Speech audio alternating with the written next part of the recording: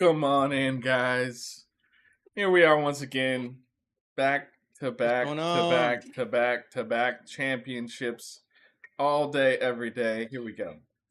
Uh, What's up? what is up, Austin? How you doing, man? How you doing? I'm doing well. How you doing, Josiah? I'm doing well. I'm doing All well. right. Now that we got our names out of the way, Mm-hmm. we are the Doopa Super doopa doopa doopa cinema. Super Cinema. Brothers. Super We are the brothers Cinema. that do know brother. We are the other brothers that Super are in Cinema the Bros. cinema. Super Cinema You be Bros. seeing us in the cinema. We don't want to talk to you in the cinema. Here we are, cinema brothers. I don't know. I don't know what that's a reference to. I'm very lost right now. How y'all Uh, doing, folks? I'm just as What's going lost. I'm on? just as lost. How you All right. guys? Yeah. Super Cinema Bros. All right. I can hear Hang him in on. the background there. I'm All turning. I'm right, turning down. guys. All right. Look, we Bro, this gotta is we crazy. Inception. Oh no. Oh Yo. no. We're seeing into the future, into the past actually. There we go. Not as Yeah, amazing. Not as amazing seeing into the past, but here we are. Another episode. Is that's right. this thing on? Is this thing on? Will Arnett, Laura Dern. Is this thing on? Hopefully. Anyways. The poster claims gorgeous performances from Will Arnett and Dern. Technically, it just says from Arnett and Dern. You all see it as much as I see it. Yeah, so this is Bradley Cooper's newest film. This is what his third one, fourth one. He did I thought it was the Stars second. Born, Maestro, and now is this thing on? He directed is A Star Is Born. Yeah, He yeah. did. I know he starred in it with I'm Lady pretty Gaga. I'm pretty positive he directed Stars Born. Yeah. Okay, maybe he did. Yeah. Hmm. Okay. So yeah, we got to this one, and he's like, I'm gonna be a funny guy again. So, and then I'm gonna cast myself as the funny guy in the movie. So, stick around to find out if that's paid off for him or not. All right, so Austin, when did you check out this movie, huh? I saw this movie Saturday afternoon. Bro, okay, so my viewing experience was exceptional. Oh, It was excellent. okay, I was just in a regular standard size theater. There had to have been like 3 other people in the theater. It was like I caught the 2 p.m. show. So got there it. was like hardly anybody in there. That makes a lot of sense. Yeah. Mm-hmm. And I was the only person sitting on my row. And when I see that, I just, I normally sit on the very end. I always pick the end row seat. Um, just so I don't so I'm like I'm not entirely closed in by people. Mm-hmm. Unless they're people that I know, I prefer not to be closed in like that. That's fair. But That's a strategy. when nobody's on that row, I go straight to the middle. Straight to I just have a Got it. direct clear Got it. shot Got it. to the screen and it's perfect. And so So you that's how mean I to watched tell it. me you are the problem when I show up late to these movies and people are sitting in my seats in the middle of the row? No, I'm just messing. I'm just saying, hey, I wait. I wait like till I'll give it a good few minutes. And if I don't see anybody or whatever, Okay. then all right, it's up for grabs. If you don't get there beginning of the movie, and now if somebody comes in and like, they want their seat, then of course I'll give them their seat. I'll go back to my seat. It's not a big deal. Exactly. But nobody showed up. It was all good. So There we go. Yeah, no, that always works out pretty nice. Yeah, I'll keep my eye open also as well. Yeah, yeah. Typically, I'll pick a middle seat. Uh, but yeah, that's a good thing to watch out. So you're saying that there were just like two other people in the showing. They weren't the worst people to watch the movie with. It didn't turn out that way. They weren't like stinky or no, loud. Yeah. no, nothing, no issue. The other reason I sit on the edge, like if I have to like get up either to use the restroom or if I'm like, having a hack attack or cough, it Totally. happens sometimes. I Totally. can just get up and like, Yeah. and not have to excuse me, boop, boop, boop, like that. Nobody wants that. Yeah. So I tried that's my way of being secondhand conscientious of other people. If I have Exactly. to like If I have to clear my throat or leave and cough and come back or whatever the case may be. No, I Ugh. respect that. No, I totally understand. My wife and I, sort of do a similar thing when we take our kid in. That either we sit on an end or we sit in a seat that has like easy access to get out. We don't want to bother people by walking by them a million times. Right. Yeah, man.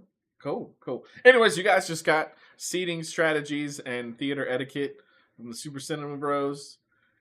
Yep. Don't be annoying. That's all it is. That's all it is. Right. Yep. All right. So let me go ahead and give the synopsis of this film. Right now, we are in our spoiler-free territory. We are in our part of the review that it's still safe to watch. We're not going to give anything away. We will let you know when we enter when we Yes. enter spoiler territory. Mm-hmm. When we enter spoiler territory. That's what I was trying to Mm-hmm. say. Taylor Spoiler Sporatary. territory. Okay. Right now, we are still in spoiler-free territory. Okay. Let me get this synopsis out the way so we know what we're talking about. Mm-hmm. Is This Thing On follows Alex and Tess, a couple who have reached an amicable end to their long marriage and are now navigating the complicated transition to living separately while co parenting their two sons, Felix and Jude, and maintaining their social circle. As they attempt to establish new routines and identities, Alex stumbles into stand up comedy through an open mic night at the Comedy Cellar, while Tess returns to her passion for volleyball with aspirations towards coaching at an elite level. Both begin exploring new romantic connections as they try to figure out what their post marriage life should look like, all the while dealing with the practical and emotional challenges of remaining in each other's orbits for the sake of their children and shared friendships. The film explores themes of identity, intimacy, and what it truly means to move on from a relationship. As Alex and Tess each pursue their individual passions and new relationships, the story examines whether the end of a marriage represents failure or simply evolution, and whether two people can successfully transition from romantic partners to something else entirely. The narrative delves into questions about whether we fall in love with who people truly are or with idealized versions of them, and what responsibilities former spouses have to support each other's growth even after separation. Through the lens of Alex and Tessa's journey and the ripple effects on their friends' relationships, the film asks whether happiness requires being with someone or simply being honest about who you are, even when that honesty is uncomfortable. Sweet. All right. Mm. So, the view from 30,000 feet above ground. What was your initial Guys, takeaways of this film? yeah, this synopsis, it tells you a decent amount of story beats that happen, but I mean, this is not the kind of movie that you're going in for, surprise story beats necessarily. Outside Yeah. of the one linchpin question of will they stay split or will they not stay split? Anyways, that's just kind of obvious based on the trailers and stuff too. So, yeah, what I think about this movie? I thought this movie was cool. It was it was a nice time. I think that it's you know it feels as if it was written by somebody making it up, potentially basing it a little bit on family experiences that they've had a little bit, but not like specifically based on their experience. Anyways, sorry guys. This is my this is my speed run. If you're in the mood to watch a film that is a dramatic exploration of the potential breakdown or reconstruction of a relationship that has been going for quite a long time, and you like comedy, you're hoping to find some comedic relief from a film, you like the actors, Will Arnett, Will Dern, I think this is worth checking out. It's not necessarily going to be a movie for the entire family.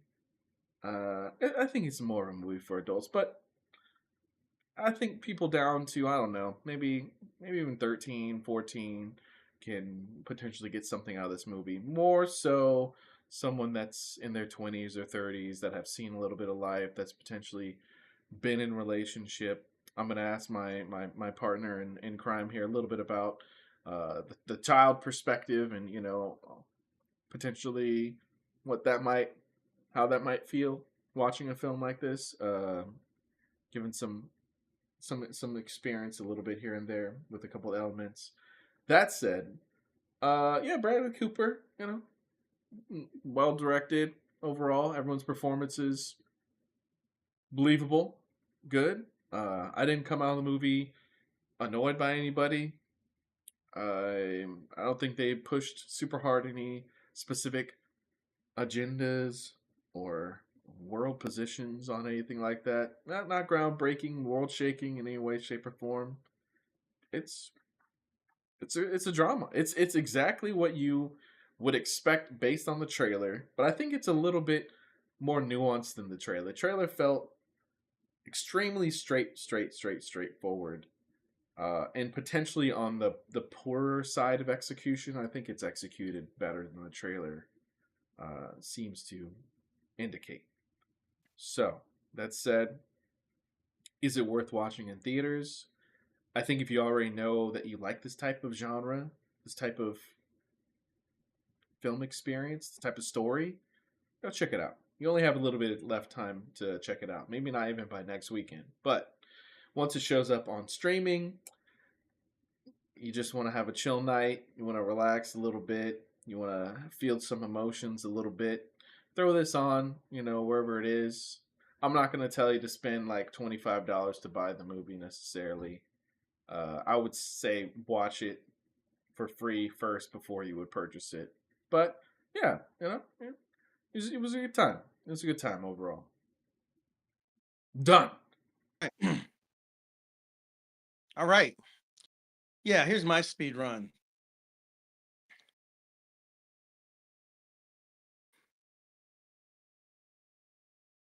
This is a good Saturday afternoon movie. It hits some good dramatic beats. It hits a few comedic beats. Although I feel like the comedy is really subdued in this. Even the actual stand up is pretty subdued. And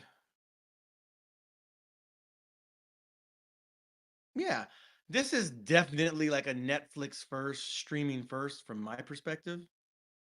Um, this isn't normally the kind of movie I would go to the movies to see.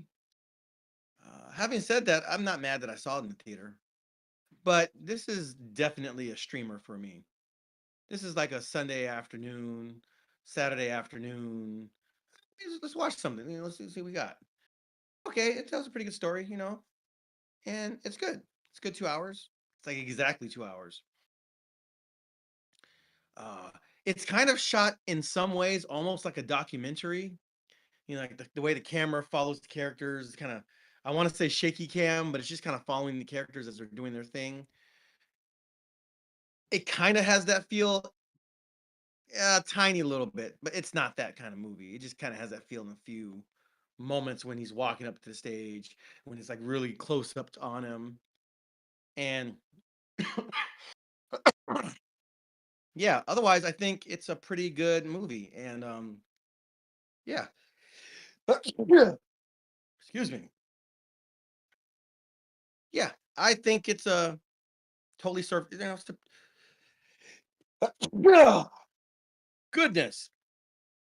Bless pretty you. good movie. Three Yeah. times. Wait. Uh, yeah, it's a pretty good movie. Uh, the acting is really good. I was a little on the edge. I wasn't sure how I was going to feel about Will Arnett and his performance. Was he going to be over the top? But no, I thought he gave a good performance. He wasn't like kind of like smart ass sarcasticy for the most part. They He does that a lot in different roles, and that was way toned down in this movie. There's only flickers of that. He plays the role he plays as a guy that's pretty sincere. Um, very like East Coast bohemian, very New York City-ish kind of type. Um, but yeah, Um, None of the characters are particularly okay. We'll get to Bradley Cooper's character in a little bit, but for Yeah. the most part, none of the characters and his wife. We'll get to that in a second. But yeah, overall, like um, like they didn't make the gay couple like super, you know, um, super flamboyant in your face. They were just regular people, and yeah, they're like wonderfully pleasant characters for the little bit of time that they're in the movie. They're not in the Mhm, movie a whole lot. But mhm, mhm, yeah, there's no caricature of the flaming gay queen. That whole trope wasn't in this movie. So um yeah, they just acted like regular people, which is crazy to have to say, but like, no, it was like, yeah, everybody seemed grounded. mhm, Um yeah, it's a pretty straightforward movie. And apparently it's based on a real story, based on actual event, based on somebody's story. What liberties do they take? I don't know, but because I don't know the exact real story that it's based on, but mhm, mhm, it seems pretty grounded in reality. mhm. And yeah, I have no problem with it, and I have no problem recommending it. It's definitely like, yeah, wait for it to be on streaming. And I say that because the budget for this film is so low that it doesn't need a whole lot of people to see it to make its money back. And so ultimately, I do want movies like this to be made, even though I'm not really the target audience for it.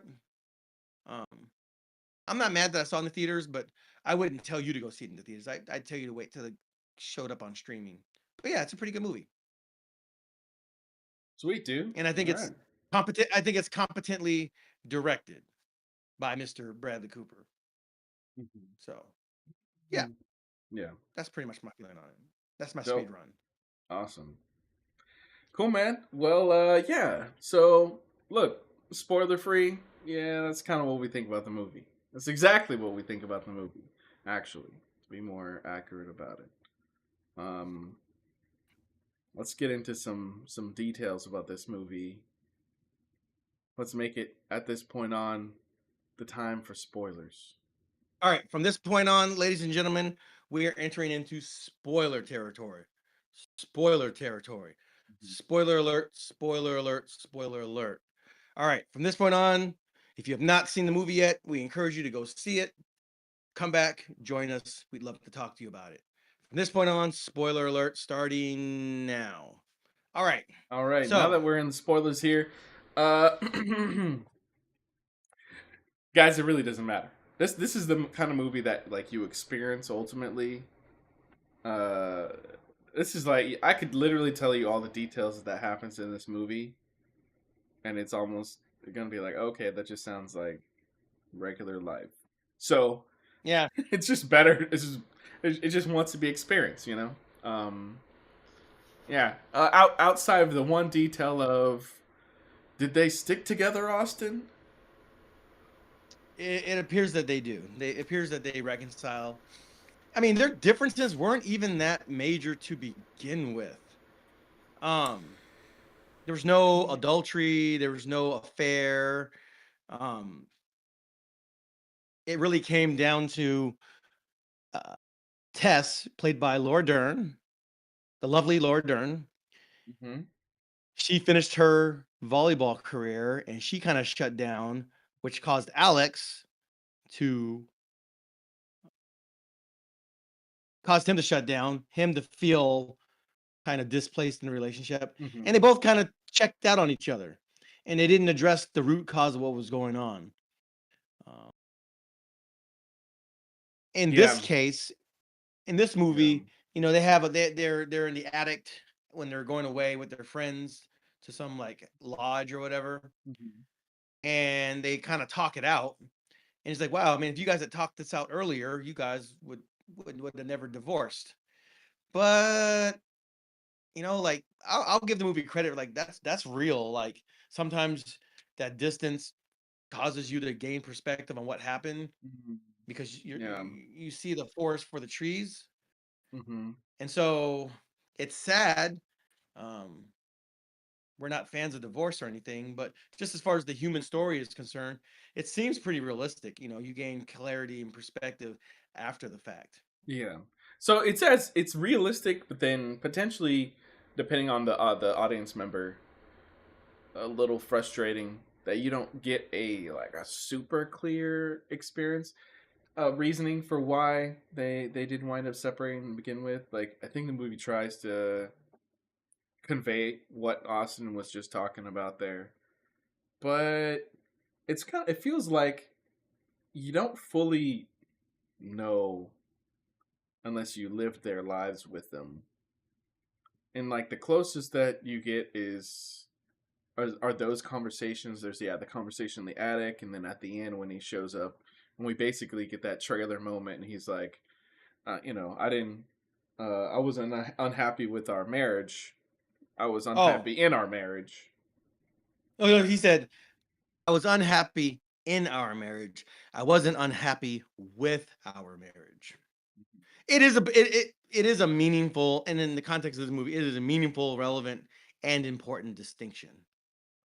Because like It is, yeah. you never get the sense that they actually really, really like viscerally dislike each other, or that they really, really grown apart. There was just an unresolved issue that kept them from connecting, and that led to their breaking up, to their divorcing. And so, but like they didn't dislike each other. And I think the film does a really good job of like threading that needle, especially like Hmm. the whole lice of the movie. They're like actually being very affectionate, warm, and like loving and giving to each other. I mean, And yeah, it's like, very obvious that they have a lot of care and are yeah, basically flirting with each other. yeah, they're not Like, mad at each other. But hmm. like for whatever reason, like they couldn't bridge that void, that delta between each other. Hmm. And as you watch the movie, it's basically a combination of she checked out because she felt that her identity had ended, a big chunk of her identity ended, and she was not satisfied with just being a wife and a mother because she found so much of her identity in being a volleyball player at a high A level. player specifically. Yeah, she was a player. In the movie, she's exploring and trying out to being a coach at the same level that she played at in the past. And now, when they're talking in the bed up in the attic, she's essentially saying that, you know, uh, yeah, a lot of her purpose and her meaning, her identity was wrapped up in being a volleyball player. And when that was done, she didn't know how to cope with that. And so she kind of shut out. She kind of became a downer. She kind of became not so fun to be with, and she ended up shutting out her husband. And when he got shut out, ladies, PSA: if you rebuff, if you push away your husband's advances, at some point he's going to stop trying because he's tired of feeling rejected, and he's going to shut down. And then if you're the person that's like, oh, well, how come you shut down? This is where uh, what's that word? What is it? Word? It rhymes with schmountability. Oh, I can't even think anyway, about it. I don't know if I've um, ever heard of that word. Yeah. Schmelf Schmamer, like it rhymes with that, I think. Um, Ooh. anyway, in the absence of those things, Mhm. you know, oh, my husband checked out on me. I don't know what happened. Yeah, because you're goofy and you're basic. That's why. But anyway, Oh man, the blows came um, swift and fast, man. This was an yeah, operation. This is a special ops, yeah, Delta Team, SEAL Team Ar- Six Ar- Army operation. Rangers. Yeah. So yeah.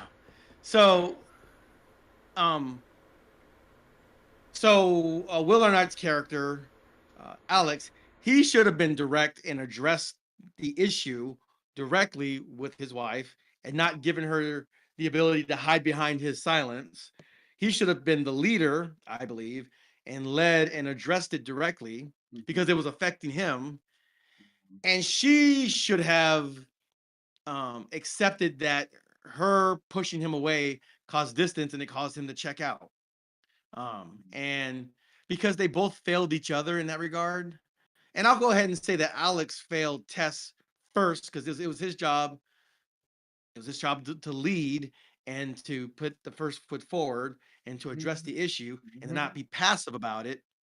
He Mhm. failed her first, and then she hid behind that so that she could escape schmountability and schmum awareness.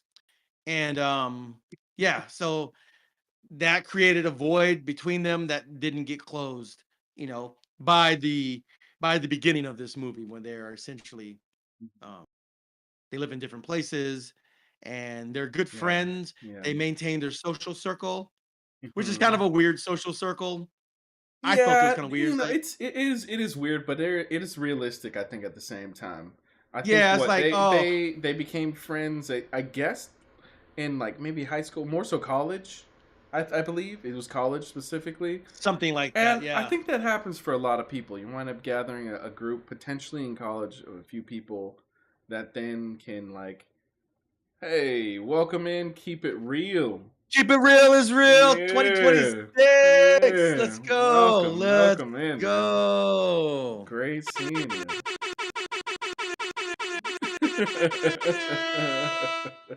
Yeah, yeah, Good to yeah, see you, buddy. We appreciate your support. yeah. So All as right. time goes on and as the decades tick on by, yeah, people wind up saying like it's difficult holding on to friendships. And so every now and then you wind up having like a group of friends that can be relatively good about coming together. It seems like this group, they decided like they'd meet up every now and then they had the like, I don't know, Catskills.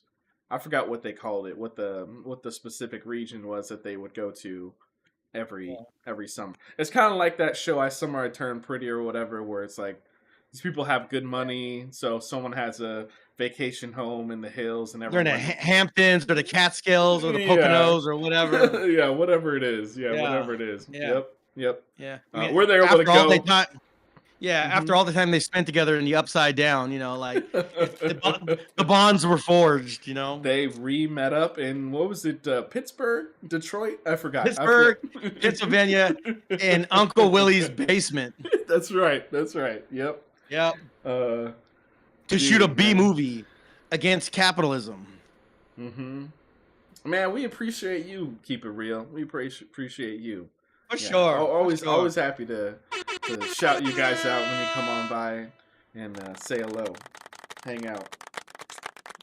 Good to see you, Um, bro. yeah. So we were just talking about just various elements of this movie. The real, I guess kind of like the real, the how the marriage broke apart, for what reasons, and yeah, it was based on Dern's operating at the Olympic level as a player, losing that, having her identity lost with it, and couldn't figure out how to move forward, and then Will Arnett's character Alex, yeah, he seemed like he was trying to figure that out a little bit, but seemingly she was just not happy, like things She was a brick wall. Yeah. inconsolable in some ways, yeah, potentially a brick wall, like, which is valid, like, even in leading, like, there's the challenge of the guy is supposed to lead and the woman needs to acquiesce or allow the guy to lead. So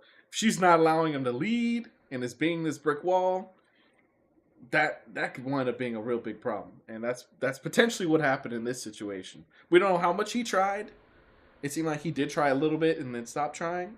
Um, but yeah, that said, yeah, the friend group seemed believable. Uh, Janobi, welcome on in. You hope. Shinobi. Yeah. Janobi hopes we review the Summer I Turned Pretty movie. Oh, you better bet. You better bet we will review that movie. I've seen almost all of it. Almost all of it. Not quite all of it. Almost all of it. Uh, let's just say, uh, I'm not sure if Belly deserves what she got at the end of that last season, but the story's continuing. Hang on, I don't know what you're talking about. I haven't watched the show, so I won't say anything. I um, won't say anything. the title, "The Summer I Turned," it seems a bit self-aggrandizing and pretentious. So like, it's not normally what I would watch. But if you're telling me it's good, then maybe I'll check it out. Mm-hmm. Yeah. Yeah. Yeah. Yeah. The well, I don't know if it's your thing. All right. The main lead in the series is Hoppa. But anyways, we'll continue on. Uh, Tell me more. oh man, yeah. Here, we'll talk offline. We'll talk offline. There you go. There you go. Oh, Yeah. Anyways, keep it real. Yeah, you said a big fan of Bradley Cooper's work. He's been doing some really good stuff. Yeah, I did enjoy, I especially enjoyed A Star Is Born. I thought Maestro was cool as well. I was just personally like a little. I just couldn't stop staring at his like prosthetics he had on his face. But the movie was entertaining.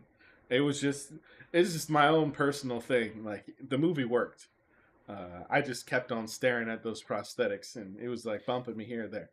That said, yeah, he's really good. And as we said earlier, this movie is solid. I think the script winds up being pretty good. Feels believable most of the time. yeah. Sh- Ironically enough, Maestro, which I also saw, it's on Netflix. It's actually the least realistic, and that's an intentional choice. Uh, there's a couple parts where there's like some dance numbers, and it's kind of you go into like this dream hallucination ish type of sequence, which is intentional. Like that's the way it's designed. Um, but for the most part, the rest of the movie seems very, very grounded in reality. A Star Is Born seems very, very grounded. What I will credit um, Bradley Cooper with, as far as his directorial chops are concerned, is he, yeah, he cinematically, if you will, he creates worlds that feel very much lived in, and yeah, there seems to be a real grounded realism to what he's doing. Again, I was a little concerned about Will Arnett because most of his roles are so kind of over the top and sarcastic, Mhm. and to tone him down, I didn't know, like, just based on what I've seen from him before, because I just when I think of Will Arnett, I think of him from Hot Rod. Babe, babe, babe, babe, babe, wait, babe, no, wait, babe, babe. Mhm. You know Mhm. Mhm. Mhm. that guy. You Yeah, know, yeah. um. Or the So ice skating movie where he was a villain with Amy Poehler. Yeah. yeah, yeah, yeah. Mhm. Mhm. Like he's very like in the Ben Stiller, Will Ferrell, Andy Samberg realm of like comedy. What was the name of the show that he was on with Jason Bateman?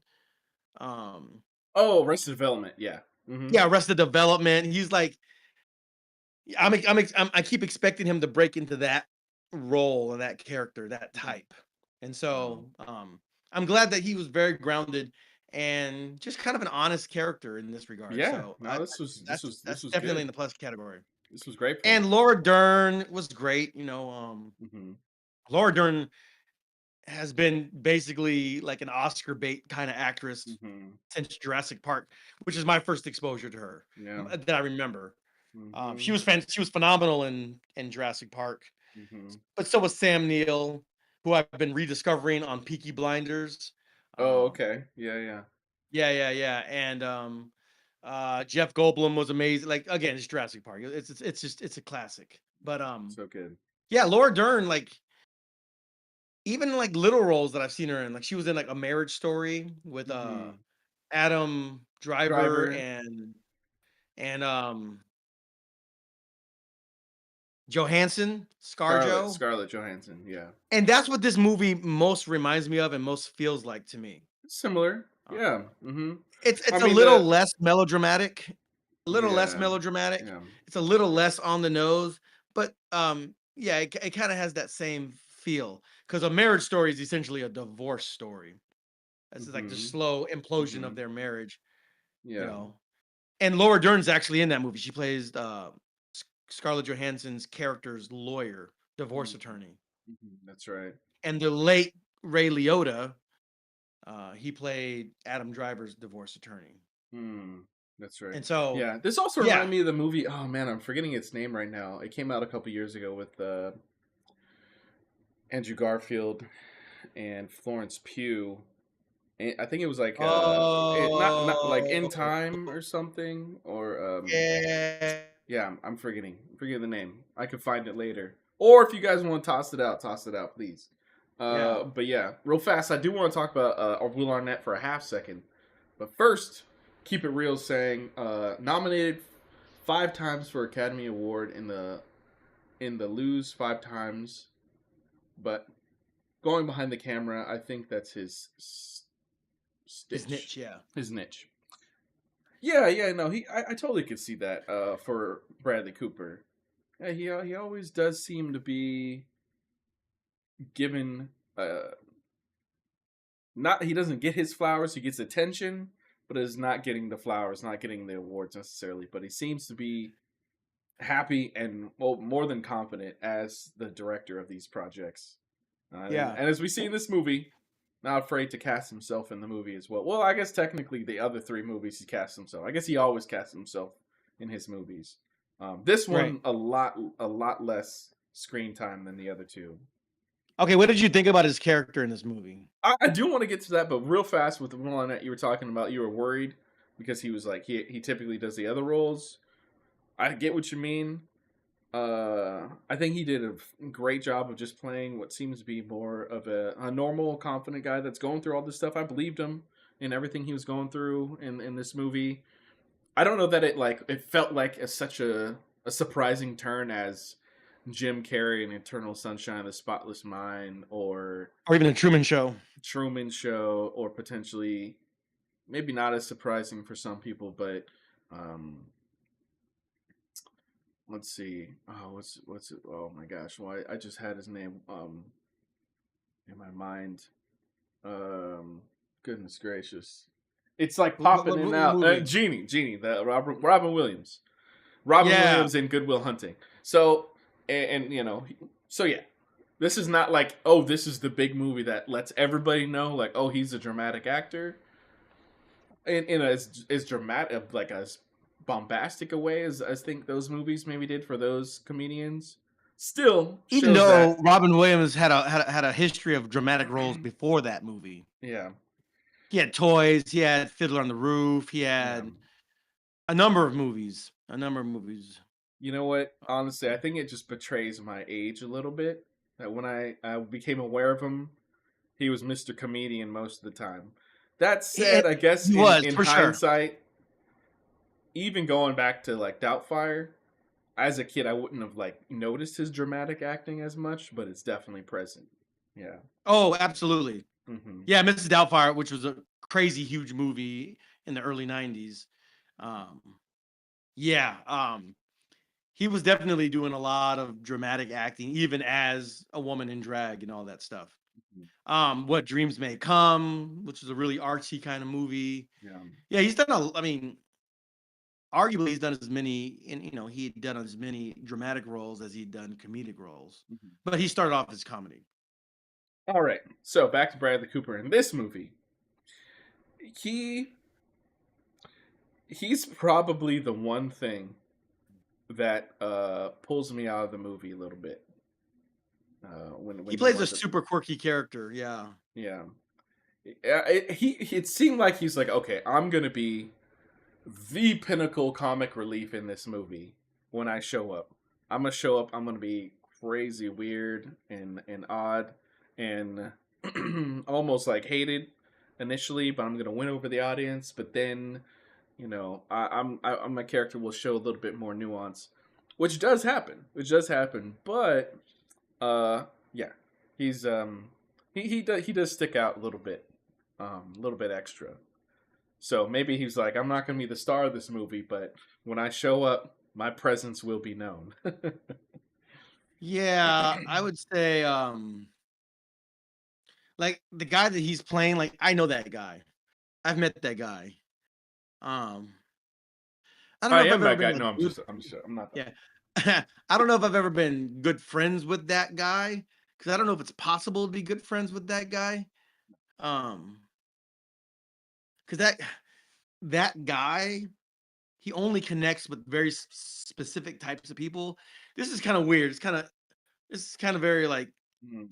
he's playing a very real type of person.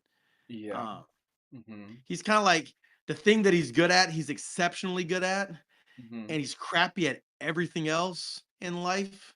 Hmm. Um, but he'll attract people that are drawn to him because of that one thing that he's really good at. And because he's so good at it, people are like hyper drawn to him and they end up overlooking all of his other glaring flaws Mm. until they can't anymore, Uh, you know? yeah, I get what you mean. And like that's a Yeah. very specific personality type. Mhm. And they kind of like surround themselves with enablers, Mm. which allows them to kind of keep living this like life on a cloud, life on a lily pad kind of, halfway hippie existence, you know, halfway like kind of like superficial existence. Mhm. There's not a whole lot of depth to the person. And there's some people out in the world that are just like that. There's just no depth to them.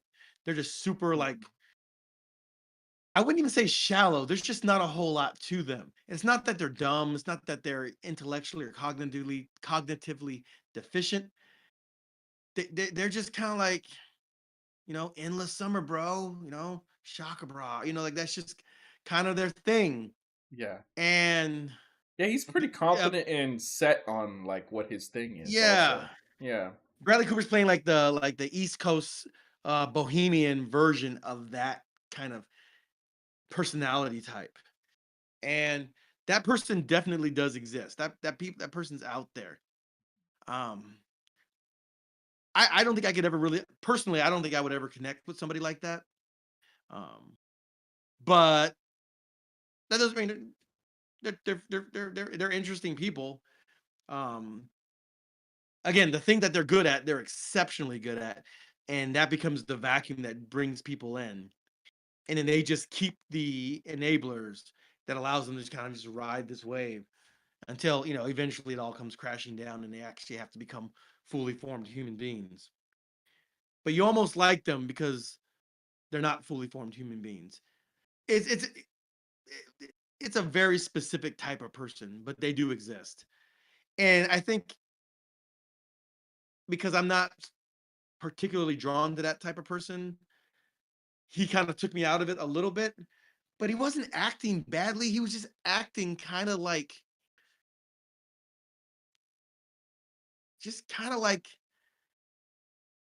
that guy, and that guy is just kind of divorced, excuse me, not divorced, maybe divorced from reality to a certain degree. And they're just kind of coasting on their laurels. There's just something about it. Yeah. So I Yeah, I'd understand say that him and that his guy takes you wife out his movie. are a little bit more caricatures than the other people. They're definitely more caricatures than the like the other couple in the friend group. And but it does seem believable. You do come across those kind of people. The question is like, do those kind of people, would they like be maintained in this friend group across, I don't know, 20-25 years? Yeah. I don't know. I don't know if And they last like that in friend groups. right, because the guy's wife, Bradley Cooper's wife, his character's wife, she's kind of like a B word. Like she's like not very nice. She's not a pleasant person. And you kind of feel like she kind of gets the marriage she deserves because she's kind of terrible. She's toxic. She's not very nice. She's not, but she at the same time she's not absolutely horrible either. But she's not very nice. Um, and Bro, like her being her just relieving herself of her opinions onto Alex while he's on the couch there. I'm like, dang, this woman, she's just talking about like, I was attracted to you at one time. Oh, not to make you feel like there's still anything there. I'm just letting you know. I'm not hitting on you or anything. I'm like, geez, yeah. yeah, I don't know I how was I this was woman actually stays in the friendship group at all. Like, yeah. I'm glad that it didn't become like an affair type of thing, or she didn't make a Oh, move, yeah, and definitely. then Tess walks down and sees him, and there's like this big confusion. I'm glad it didn't do that. Oh, that would have been so sad. Yeah, Yeah, I didn't want the movie to go in that direction, so I'm glad that it didn't. She yeah. was just kind of being honest, which I kind of appreciated. but she's just kind of in general just a crappy person. So I didn't really have any sympathy for her. Well, But you know what? Like, she was being honest, but she was also insulting him at the same time. I mean, listen, crappy people can be honest. It doesn't make them any less crappy, Yeah, yeah. right? True. You can be an honest a-hole. Like it's a thing. Um, so Yeah. um, yeah. So I'm glad the movie didn't go there. Yeah, One of yeah. the interesting parts of the movie was what like in the morning when they're all singing "Amazing Grace," like just Oh, singing it. okay. Yeah, yeah. Hey, pause that for 1/2 second. Yeah. Let's come back to that. Keep it real. Laura Dern. So she did actually. I forgot. She did win the Oscar for that Marriage Story role. Best supporting actress. Must have been supporting actress. Yeah. Yeah. And then he also said Silver Oh yeah, Lining Silver Playbook. Lining Playbook. I remember That's a good liking that movie too. movie. Yeah, I remember liking that movie. Um, yeah, for both Jennifer Lawrence performance and his. Yeah, yeah, Yeah. yeah. Silver Lining Playbook. I just remember that because I used to listen to Michael Medved movie reviews, and that was one of the few movies he gave 4 stars to. So Oh wow. Okay. anyway, Wow. Oh yeah. yeah, Back Silver Linings Playbook is to good. the Amazing Grace scene. That was by far the most, or I guess I don't know, lack of a better term, artsy shots scenes of the movie. Didn't exactly work for me, but that's that's just my personal connection to it. That said, I think it works in the context of trying to make these people feel fake, like on some level. I know. I got the sense that like this is like they had shared history. Like maybe they were all in like Glee Club or something, Okay, and they all sang in choir at college or some. I don't know sure. something. There had to have been I a don't know. reason for them to like just come down and join into the song. Yeah, it's like they've done this before or something. Like, all right, Yeah. maybe they have. I Mhm. don't know. Like people Mhm. have Mhm. relationships that are built on lots of different things. Yeah. I don't think it's necessarily a bad thing, but it's just kind of like, oh, what's going on? This is peculiar. Mhm. Um, Mhm. again, it wasn't a bad scene. It's just like, okay, you guys are all singing in the morning. It's I don't know. It was just I just thought it was peculiar. That's all. I don't I mean, feel part of the that problem is like strongly. we had never gotten any hint towards that being a possibility at all. That said, like, yeah, these characters have known each other for a couple decades, so what seems strange to Yeah. the audience may not be strange to these characters. Which kind of like what I was talking about earlier with like actually seeing the reasons for why the marriage broke down happens off screen, and that's fine. You know, story that's gonna happen in storytelling. Yeah. Okay, so we're kind of mixing things that we liked and didn't like. So we'll just kind of keep going with that. Um Sure, sure. so like I liked that they were having the conversation in the attic and they were like really starting to hash things out. Yeah. And I mean, and they get a little passionate. And and then like the wife, the one who's not very nice, she was eavesdropping, and then she accidentally, pushes too hard on the door, and she jumps, she kind of stumbles in the room, exposing Crazy. herself as eavesdropping, being busybody, and then Will Arnett, understandably, reasonably gets mad and storms out. But Oh, they had a cool the cut from next, there. He walks down the hallway and then goes through the dark door, and it yes, cuts to him walking into the bar to go up for his set. yeah, for his set, for his comedy set. Yeah. Okay, but here's the thing. Yeah. Like, they were making real progress in that conversation. Mhm. And, yeah, I mean, yeah, it was getting a little bit heated, and they were getting upset with they were, like, kinda but, like, they're hashing things out. They were just about to, like because, like, up to that point, like, they were like, "Okay, yeah, you no, I wasn't lame, you were the one being lame." She was like, "Yeah, I was." And, like, "You should" and, like, it was heated, but not so heated that they couldn't have, like, rebounded from it. They were actually making progress, right? They um they were actually getting somewhere really good, and then she stumbles in, and then he storms out, right? Yeah. But then, like, his whole set is like not a comedy set at that point. Now he's just venting and being angry. Yeah. Yeah. And it seemed like, wait a minute, like you just kind of started to make up with her, and you were starting to get to the bottom of things, so you guys could really kind of like can heal and like reconcile. So you're actually making progress. You guys weren't really at an impasse. You guys were kind of like Mm-hmm. getting past the impasse. Like, why are you so angry right at this Yeah, moment? That yeah, seemed a little bit off to me. yeah. Um, I get that. Yeah, there are a few scenes and moments in this movie where you feel the formula of story pop up, where it's like, okay, yeah. this has to be that, act end of act 2 moment where things you thought things were going to get better, but then they've fallen off a cliff out of nowhere. Yeah, Dark Night Yeah, of the Soul kind Dark of Knight of the thing. Soul. Hmm. I was like, "Wait a minute. Like, no, you guys were like right at the precipice of a breakthrough. Just like tell them to buzz off and finish your conversation." Like Totally. she wasn't saying anything that was, that was so offensive, that was so contentious that he would just storm off like that. Yeah. Oh, they're kind of going back and forth. No, no, no. Like that's wait, no, it wasn't that bad. It was more Hmm. productive than Hmm. the storm off would suggest. Like they were really getting somewhere. I'm like, oh no, no, They no, no, were. no. Like I would actually, yeah, it was contentious and they weren't agreeing, they weren't seeing eye to eye, but like they were getting there, like sometimes you just, like you got to get there Also, that and you got to reminds get the me, emotion out. fellas. Yeah.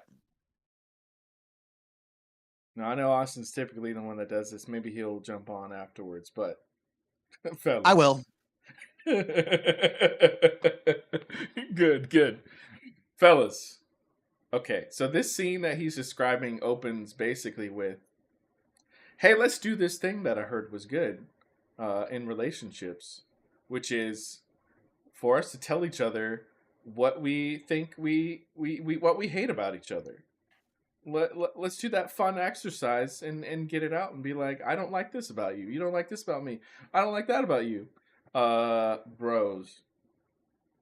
Okay, there is space and time to like healthily talk about things, but to try and like broach it in a let's playfully talk about all the most terrible things in the world out of context, as if this is a fun game and it's a healing thing because somehow we found a psychologist that was like, let's do this thing where you guys just are playfully about telling each other terrible things, but it's just for fun somehow. No, this is the worst idea in history of ideas, and there are a lot of things on that worst idea history ideas.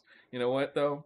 To be honest, there's not a ton of things. This is one of the few things, to be honest, on the worst ideas in the history of ideas. If you're gonna try to settle and communicate with somebody, focus on one thing at a time. All right, you try and tackle that thing as if you're handling delicate, engineering, hanging outside of the space station, out in space with Sandra Bullock hanging over your shoulder or something like that. Like, don't be going on here. Let's just shotgun out all the terrible things that we struggle with all the time that cause us to fight, to cause us to split up, and act like we're just getting to know each other. We're just doing a playful thing.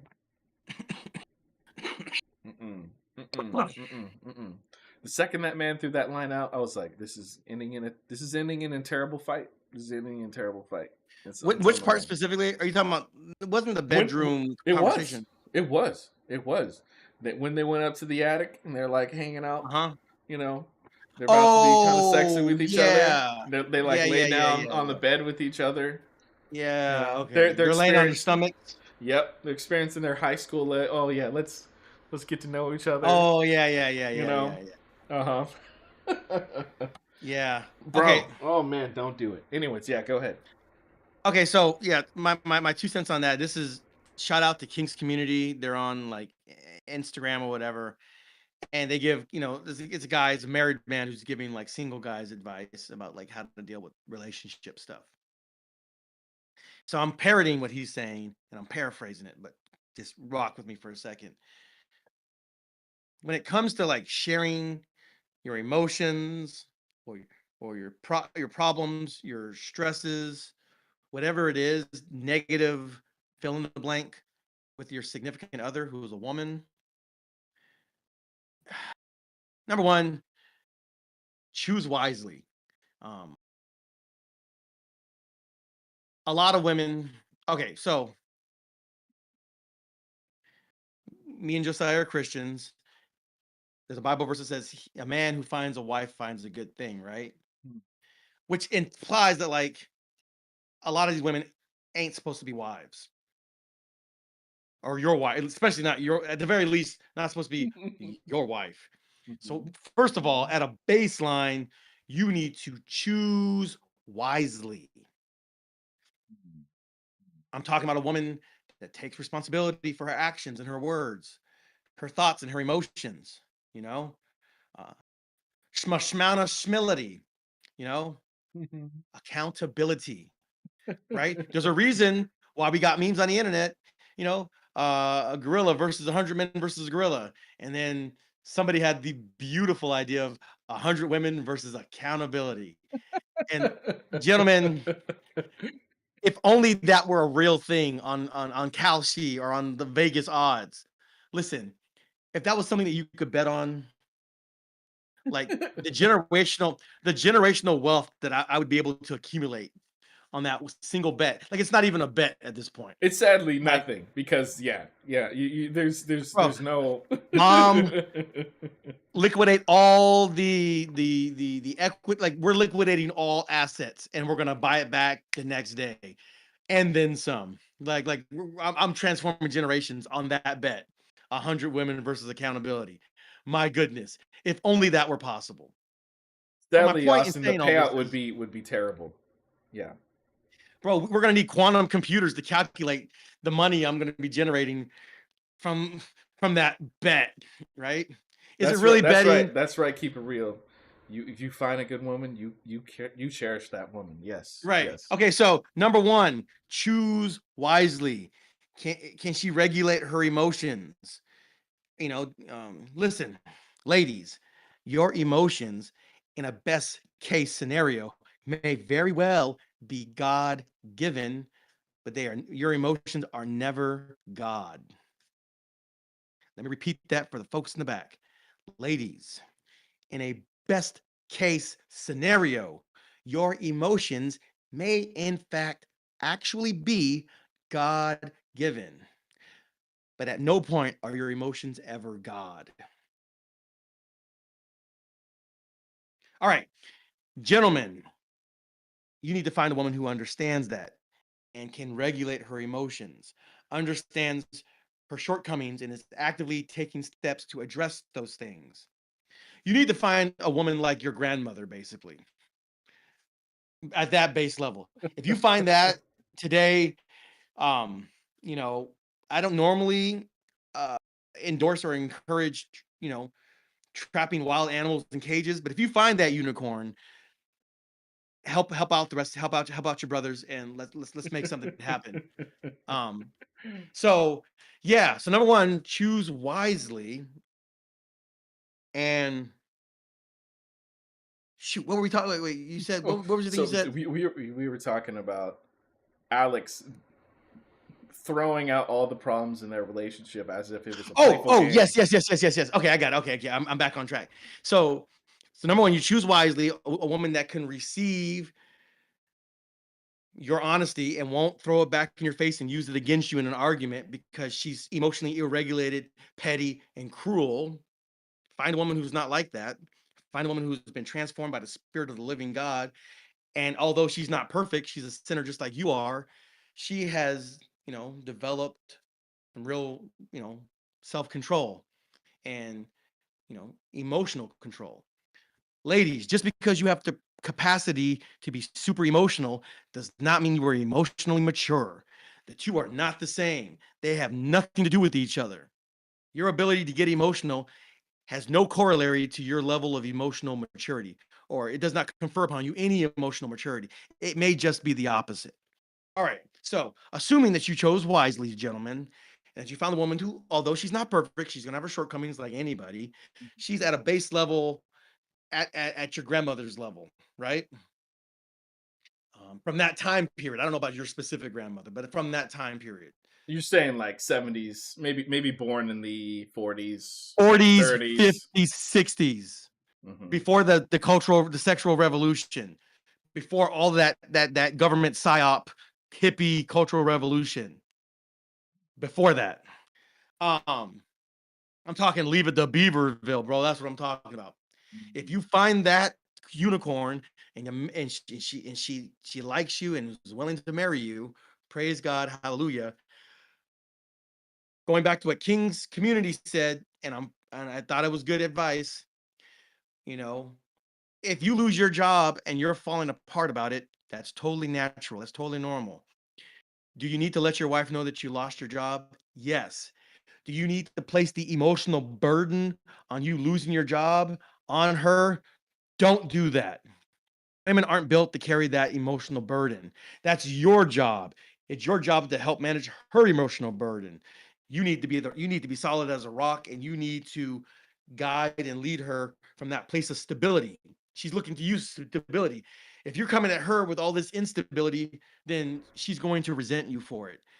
You need to tell her you lost a job, but only after you've spoken to one of your homies who can help you out and you've developed a game plan so that when you explain it to her, she doesn't feel like she's responsible for the solution.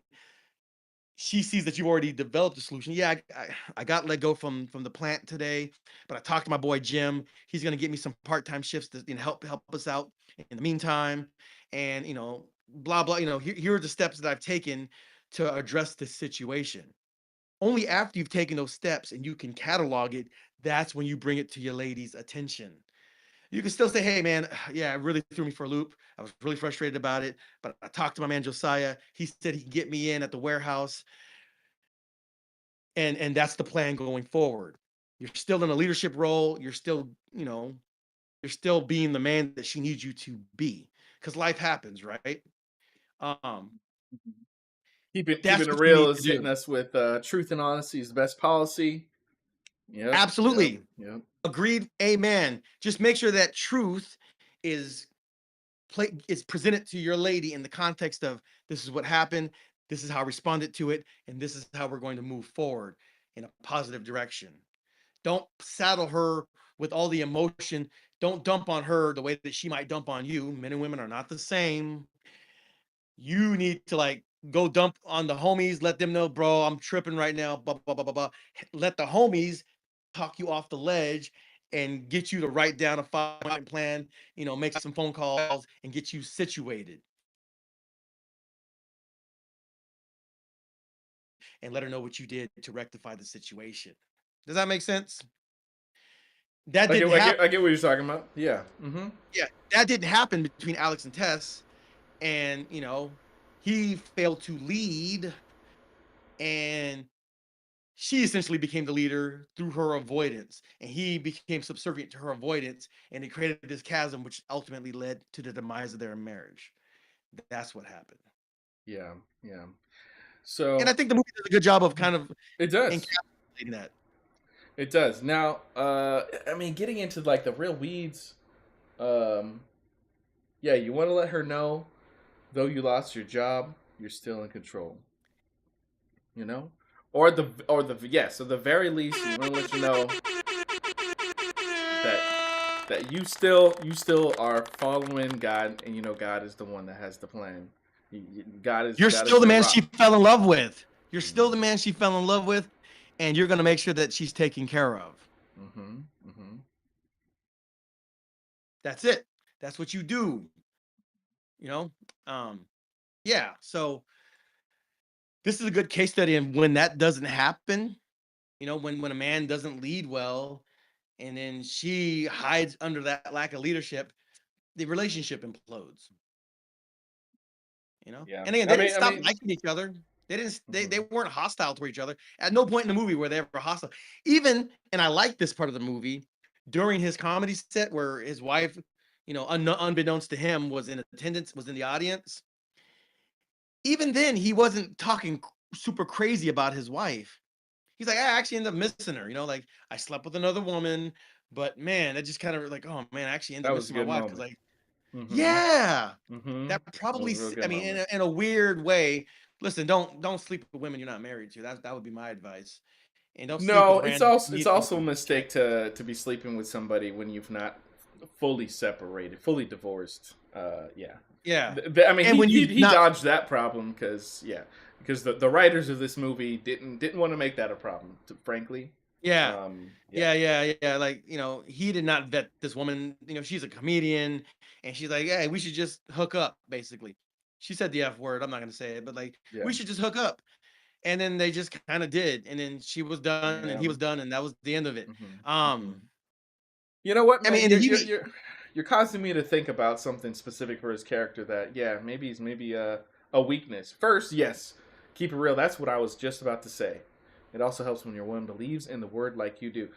That is the most important thing. bro, The this most man is important thing. See, cooking. this is the most important thing.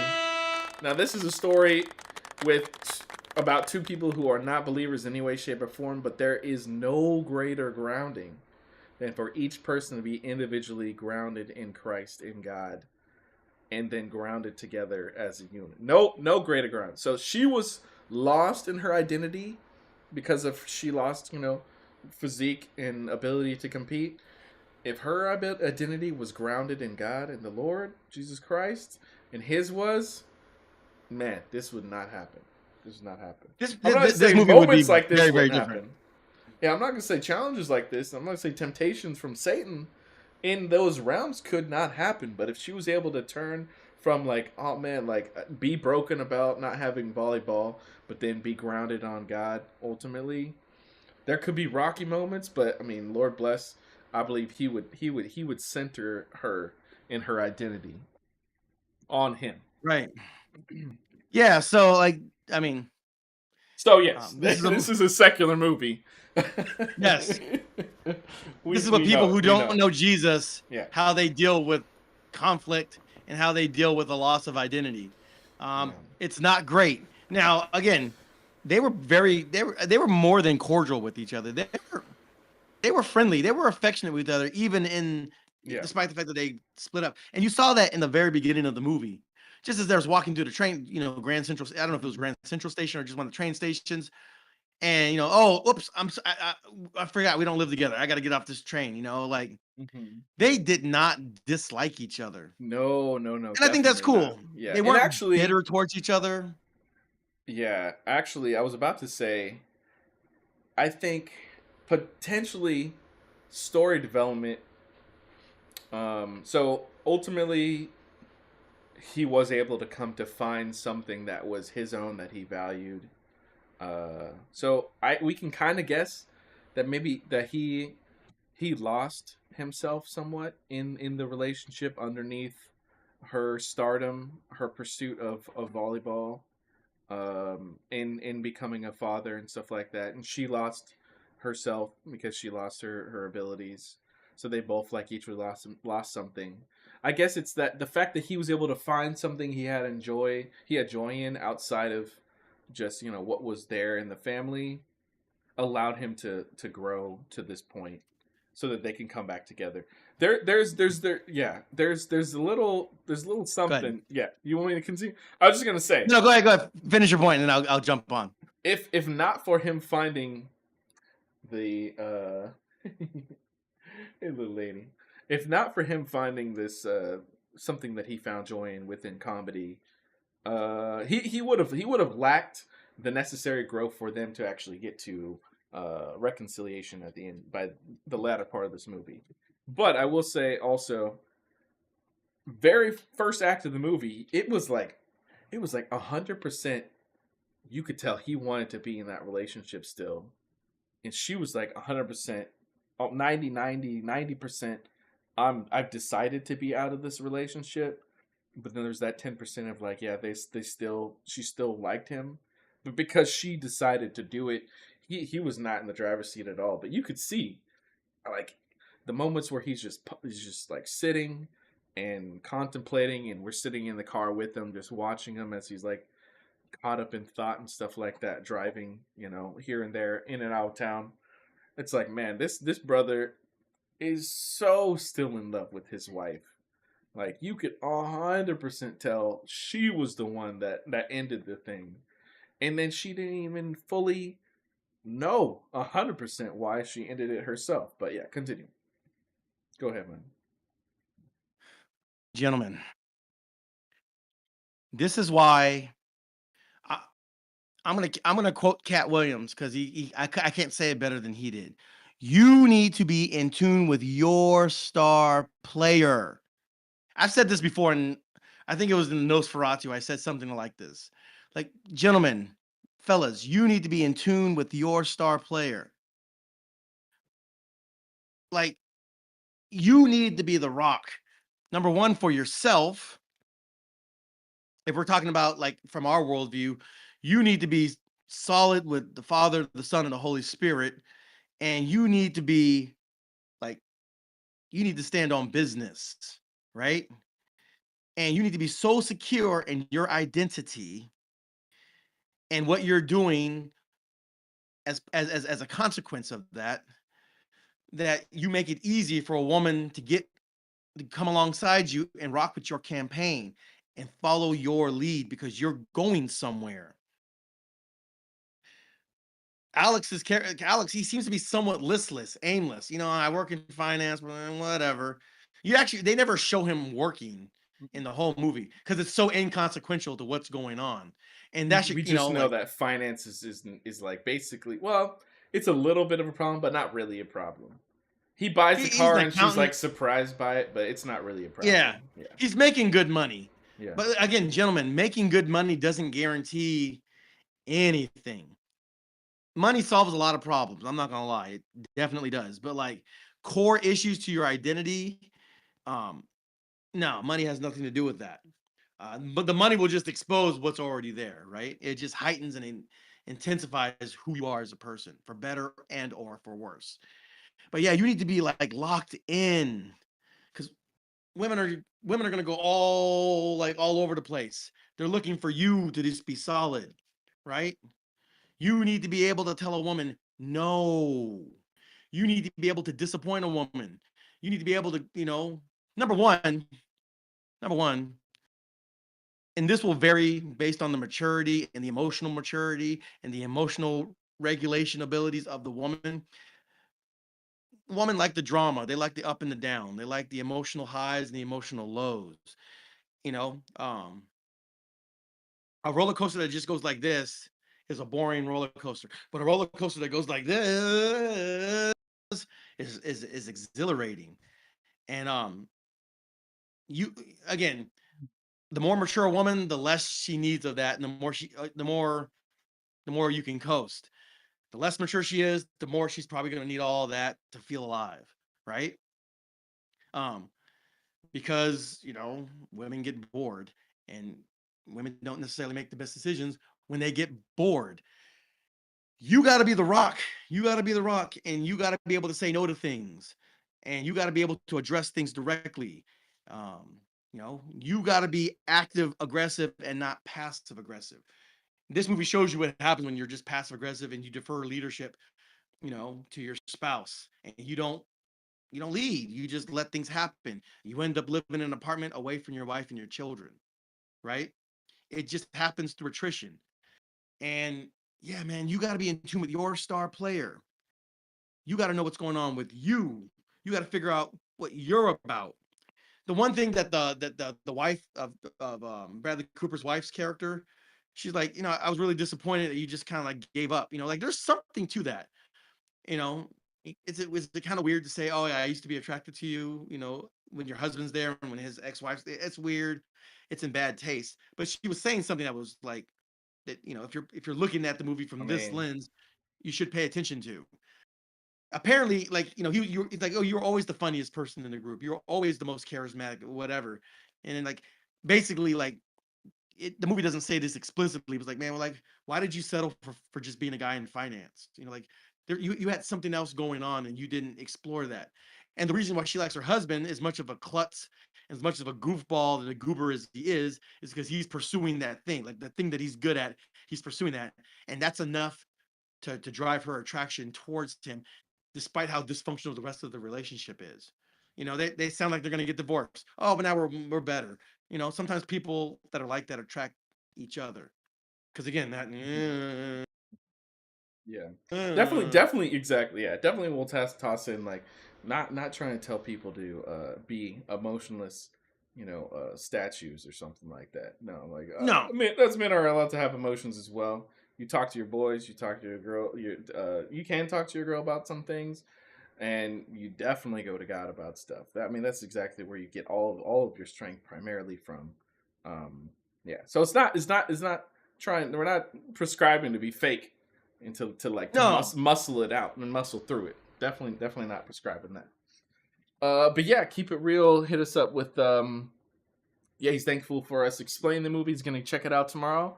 Awesome, man. Yeah, glad you'll be checking it out. That's cool, man. Let us Yeah, know what you money think. can't buy you love. I Mm-hmm. totally agree. The more mature she is, the better it is for you. Yep. Amen. Yep. My man That's is right. cooking today in the That's comment right. section. That's right. Yeah. So, man, yeah, this movie I think handles the topic very well. It feels very realistic. Actually, a lot of the conversation does feel pretty good. There's some conversations here or there that feel like, okay, I could feel the script a little bit. I could feel the perspective of the director a little bit, like coming through in this. Oh, one scene I wanted to bring up in particular that it's man, I like it. I also don't like it. Okay, so when they're in I'm just gonna say Catskills. It's not a Catskills. When they're at that location, and the two of them are Alex and his wife are walking out like towards the lake, in the backyard. They're having a conversation, and Alex reveals that he's put up and shown the boys this dynamic photo of her when she was younger in the Olympics.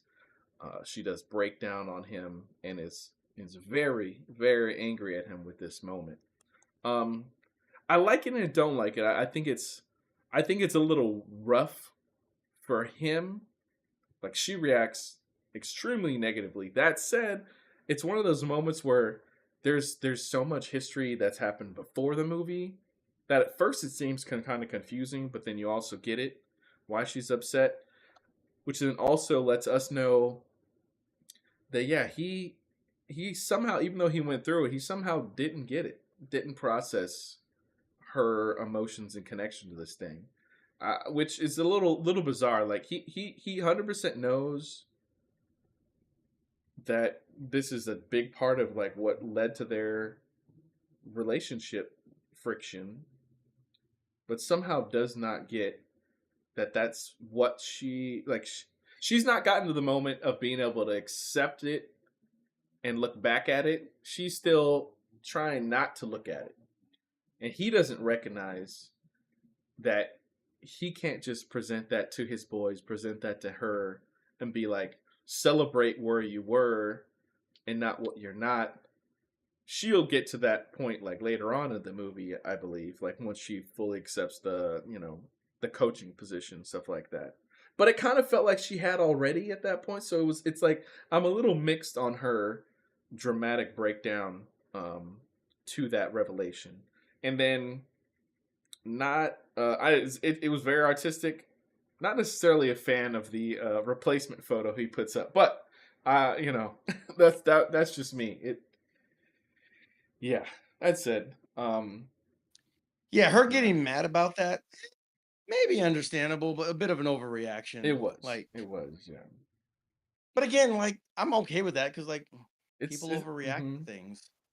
People are irrational. People are emotional. yeah. Uh, Which is maybe the and last thing so, I'll mention about things that I thought was cool. It doesn't happen too often, but in that moment, and even in that conversation in the attic, they kind of wind up repeating themselves a little bit. But I like that, yeah, because our conversations, yeah, do wind up being repetitive. I actually could deal with that in cinema more, where not everyone is delivering like perfect dialogue and perfect responses and perfectly hearing each other every time. Yeah, I thought that was. right. It's good for there to be that like human error, you know, in the dialogue. But yeah, keep it real. Yeah, If human Jesus can have communication. emotions, so can man. Oh, Amen. absolutely. Amen. Came to have the human experience to relate to all of us through Yeah. our human experience. Yeah, like I was about to say, like human communication is often cyclical.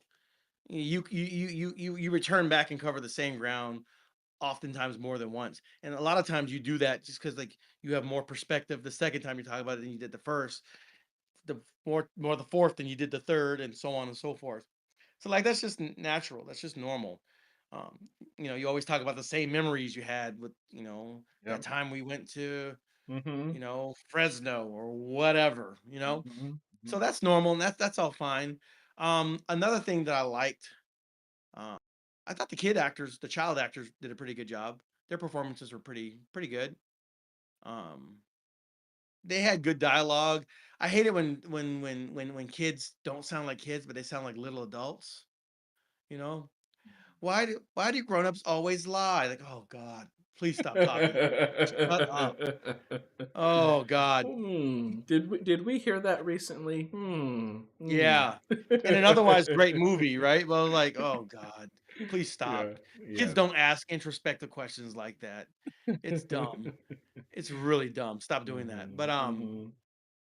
yeah, these kids didn't say. I mean, they just kind of like blurted things out, but they were like smart kids, and they said, like clever for a kid thing to say, kind of, sort of. But like they were kind of comic relief in their own kind of way. And the kid at one point kind of breaks down because he's like sad about things, and kids have big emotions and they don't know how to process them, so they just kind of fall apart. Mhm, And that's all. Like that rings true to me. So like, mhm, yeah, I thought the kids did a good job. They didn't irritate me or get on or say dumb things that kids wouldn't actually say because kids aren't that smart. You know what I'm saying? Like mhm, they just mhm. said kid things, and I thought that was good. I thought it was good writing on the part of the kids' dialogue. Yeah. Yeah. Cool, man. Um, Any negatives for you? um,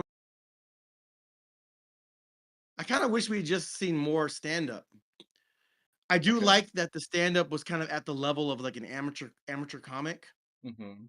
So like, it's like, oh, like, oh, he goes up there and he's like Dave Chappelle. It's like, no, okay. Dave Chappelle has spent 30 years honing his Yeah. craft, you know what I'm saying? Yeah. Mhm. Um, I mean, I do like that they show like, yeah, you always got to be writing. It showed the comedians at the bar, at the Mhm. restaurant with their laptops, all their notebooks and notepads. Like you know, that's from what I understand about comedians, that's pretty true to life.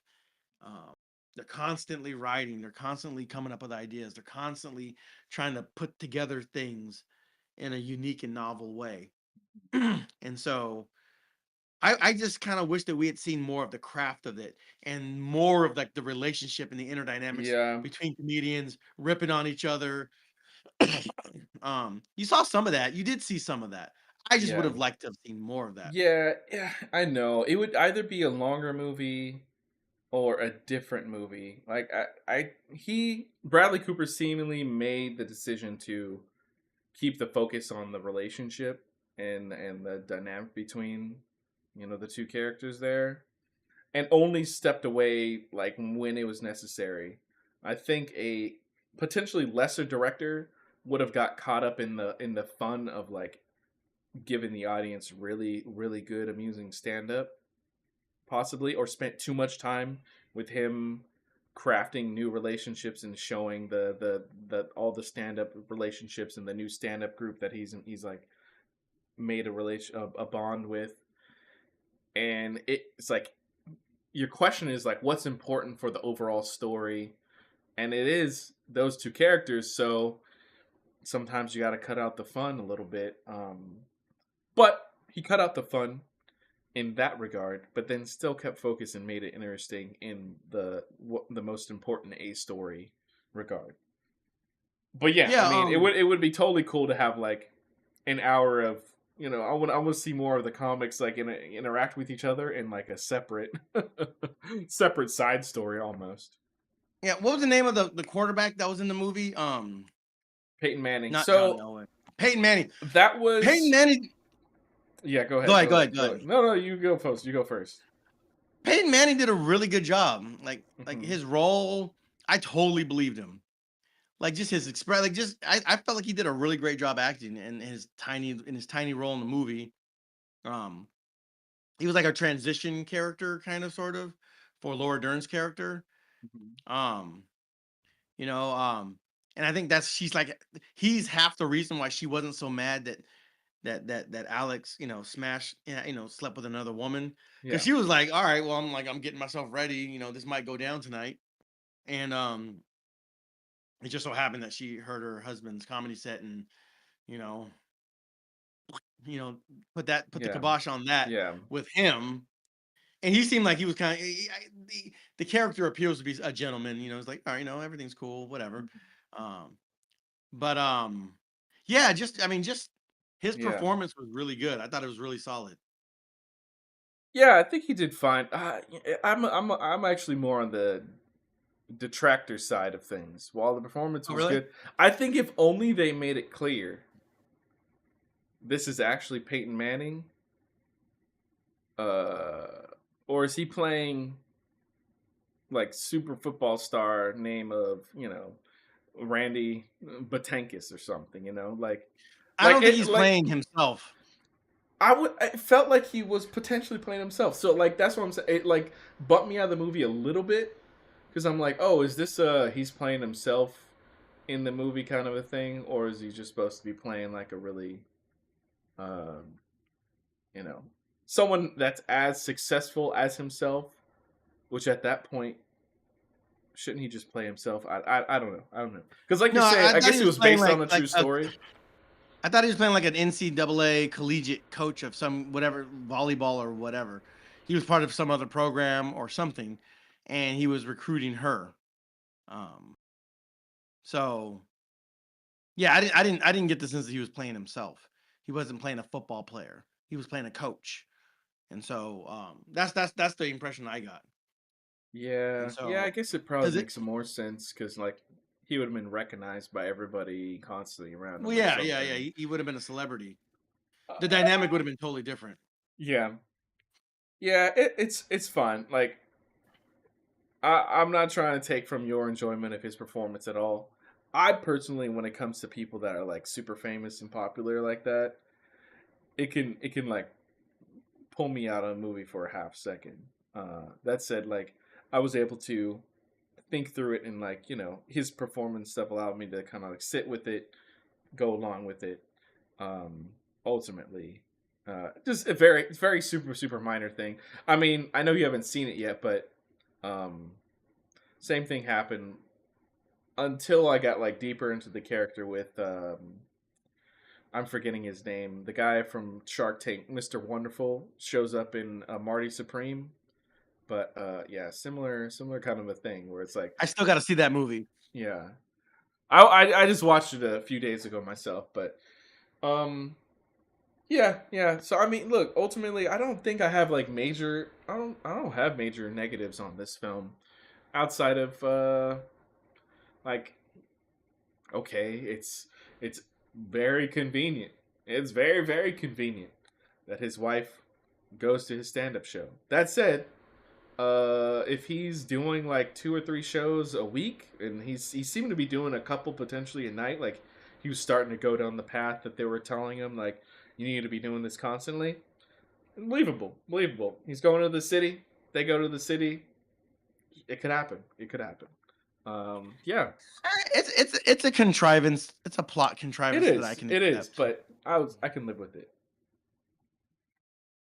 It's So fine. Like, I don't know, something like that would have eventually happened. She would have found out from her friend group somehow. I don't know. They had to thread that needle. They had to somehow. She had to discover. I mean, if it didn't happen that way, it would have happened another this way. is the most And interesting way for it to happen, where she's in the yeah, room, and I won't spoil it for you. Keep it real. Uh, her the set that he winds up doing is 100% applicable to her, and the most dynamic set basically for her to experience. Yeah. So yeah, man. Anyways, I enjoyed watching this movie. You got any more thoughts? I think I'm kind of like towards the end of oh, my oh, thoughts. oh, oh, oh, oh, oh, oh, oh. Okay, so fellas, all right. So he's like almost halfway. He actually doesn't talk crap about his wife in his set that she sees. He talks about like the weird, awkward experience of like sleeping with a new woman that he doesn't know, and how he kind of kind of misses his wife. That woman that he's familiar with intimately, obviously. And then, they meet outside and she's like all mad at him and stuff. Even though she really doesn't have any right to be mad at him. Uh, but then she says that's hot, right? Like she's angry at okay, she's angry at him, but she still thinks that what he was doing was hot because he was, he's the big man on campus. He's doing a set. He's moving the crowds, making them laugh. He's acting with authority. He's acting in his purpose. He's in his element. He is in tune with his star player. And even though it made her uncomfortable, even though she didn't like the fact that, he was sleeping with another woman, even though, she was put on the spot, biologically, she was attracted to the alpha male in the room. All that other stuff at the end of the day, that what you might call that raw animal reptile brain attract like it she was mad at him and it didn't matter. They still went home that night and they smashed. Like they still, that's the next scene. They were still together. And based on that scene, like they're breathing heavy, like it was hot and heavy. Like attraction doesn't make sense. Their emotions don't make logic. Like don't you got to abandon that. Like this is not rational. She should have been pissed off at him and stormed off and walked away. Nah, she was turned on by it. And I saw that I was like, yeah, that tracks. 20-year-old Austin would have been like, that this doesn't this doesn't make any sense, see? Rah, rah. But now I've lived a little bit, I've experienced some things, and listen, Mhm. she can't be intensely she can't have intensely angry feelings towards you without having intense feelings towards you. It's about the intensity. There's a thin line between love and hate, and they can fluctuate either way. Again, it's that roll. When she saw him doing that comedy set, he was taking her on a roller coaster ride of emotions. She felt jealous. She felt displaced. She felt discarded. She felt bad. Oh, but she liked seeing him take charge, so she felt good, and she was all over the place. She thought she was going to sleep with somebody else that night, but then she ended up seeing her husband. And all that emotional intensity got tacked on to him. And next thing you know, they're smashing. Now there was no like sex scene in the movie, thank God. Like, but you just saw Yeah, the thank God. aftermath. Mhm. Yeah. Um, you need to give whoever that woman is, you need to give her an emotional experience, not a logical resume as to why you are an ideal partner. Women are shacking up with unideal guys as we speak because that guy gives her an emotional experience. Um, Mhm. again, half the time it's super freaking toxic, and you shouldn't be with these women anyway because these women are toxic and extraordinarily unfit to be in a relationship. They basic, but like even for the good girls, you still gotta like you gotta take them on that journey. Mhm. Stability. And again, the more mature she is, the less this will be the case. But for many women, stability equals boredom, and their life is already boring. For many women, they are not internally motivated. They need to be externally motivated. And again, the more mature they are, the less this will be the case.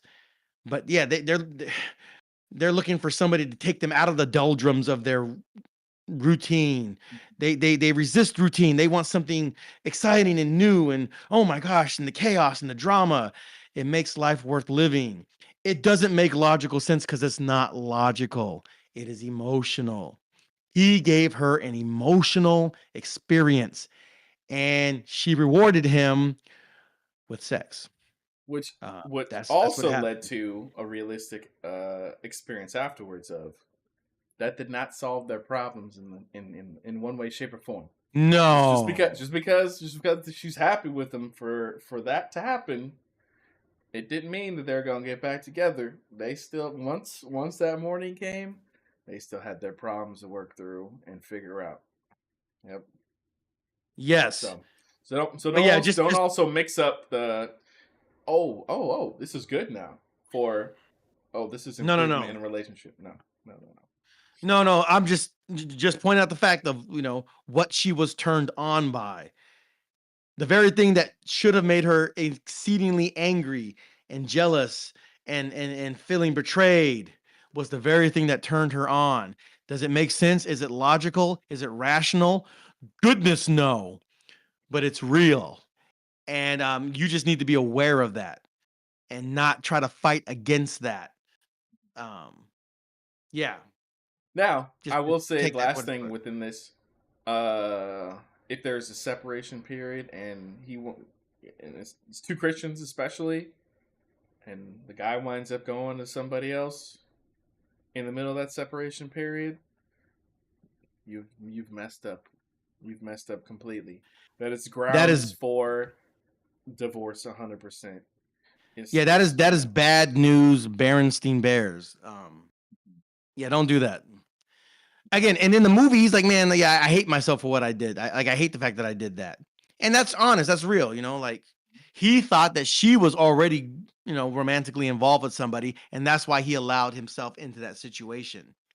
It turned out not to be the case, but again, he was not thinking logically. He was emotionally hurt and was trying to soothe that hurt and to kind of get back and like, no, no, no, no. He was not in tune with his star player, and he made a bad move. That was an unforced error. Just because she wanted to sleep with him doesn't mean he had to say yes. He chose to do that to his own demise, at least in that moment. Yeah, a different version of the story would be it's broken off right at that moment, end of story. Once she finds out, over. Especially since they're not actually divorced at that point. All right. Yeah. Guys, yeah, any more things you want to say? I think I'm done talking about this movie. At this point, we're just I think so too. spoiling all the details, which I mean, this is spoilers, but just like rehashing all the details. Yeah. So, Anything? yeah, he did show Yeah, weakness. he showed his weakness. That's correct. Mhm. Yeah. And listen, gentlemen, we all have weaknesses. Like we all have our weaknesses. We all have our shortcomings. It's not about whether you have them or not. It's about how you deal with them, how you address them, how you overcome them, how you mitigate for them. Um, yeah. And we would encourage you, like, ask God to help you, seek out the Holy Spirit and work on those things. Be as honest as you can, be as sincere. Get some good, godly brothers in your life that can speak into your life, that know what you're dealing with, and pursue excellence, pursue Christ likeness. But yeah. Listen, he says, I appreciate you guys. You guys do an excellent job. I appreciate you. Thank you. You help me more than you know. Bro. Dude, man, yeah, I mean so much. Yeah, look, uh, we're trying to just trying to reflect Christ, and we're getting more and more bold about talking about Christ in these reviews. It's all from him. It's all from him. He's yeah, he is the example. Yeah, we had no intention nor plans to like discuss it this way. It just kind of turned out that way because that was just our reflections of the movie and how it intersects with our worldview. But we're happy that you're blessed and encouraged and edified by it. So we Mhm. praise God for that. And Praise God. yeah, we thank you for watching and participating and Mhm. yeah, man, if we could help you in any real substantive, tangible way, then praise God. Um, yeah, yeah. Thank you for Your sharing. We really presence with appreciate it. us is amazing. Yeah. Mhm. For sure. All right. Well, with that said, this has been our review of Is This Thing On? I have been Austin. I have been Josiah. We are the Super Cinema Bros. Thank you so much for joining us for another live stream movie review. Please like, subscribe, and hit that notification bell so that you can be notified for all of our latest live stream movie reviews. I'm not sure which movie we're going to review next week. I It think right now might be we're covering Return to Silent Hill. Um, that was a personal ask from me because I played through the the remake of the second. I think I asked you, do I need to watch the original one? Yeah. Like I'm down. No, no, I'll no. watch It's it. I'll separate. watch it. I'll figure it out. Okay. It's separate. It's Is it separate. in? Is it? It's in theaters. I just haven't seen anything for it. It will be in theaters. It is rated R. It is This a horror Friday. movie. Yeah, yeah. This weekend, I believe. This week, or it came out already. Yeah, man. So, but yeah, did play through the game. The game is really good. The games There's are some, iconic. Cause I mean, like the Silent Hill games on PlayStation are like iconic games. I never played them, but I've always been aware. Like they're kind of on the level of like Resident Evil or like Final Fantasy in terms of like iconic, or Metal Gear Solid, yeah, like one of those staple like franchise games that always appear on the PlayStation. yeah. And so Definitely how that quite creepy, yeah. but yeah, there's some real drama in the story that's really good, and I hope they get that through to the audience and don't just completely rely on the horror element. But man, God bless you too. Keep it real. Yeah, Thank man. you, Thank you so for the much. blessings. Yes, so we will. Yeah, we still need to get together and talk about the rest of the weeks. I think we'll probably talk maybe after this and figure out the rest of the movies that we're Was watching. it what called Marty? Was it Marty Spectacular? Was it Marty called Supreme. Marty I did watch. Supreme? Yeah, And then again, I'm still gonna put out there 100 meters, the anime. 100 meters. Yeah, so we'll get. I think it's worthy of conversation. Yeah, we'll probably talk about that. But yeah, we'll try and post up on our Instagram. Our lovely social media manager will help us with that. Most likely this week, so you'll have a better roadmap of the movies that we'll be seeing in the next like 4 or so weeks. But all right, thanks guys. This has been awesome. Another review Yeah. in the mix. God bless you. God bless you May his guys. light shine upon you. May the Lord bless and keep you. May his light shine upon you. Have a wonderful week. God bless you. And we'll catch you on the next one. Until then, peace. Peace, guys.